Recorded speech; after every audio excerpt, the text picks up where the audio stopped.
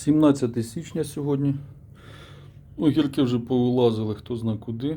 Таке неподобство. Малий, походу, трішки засихає, не вистачає йому світла. І отакі огірочки вже є у нас. Отакі от вже йде. Туди-сюди, десь там, десь тут.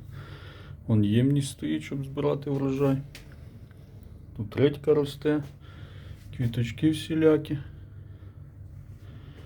Ось такий скоро буде салат.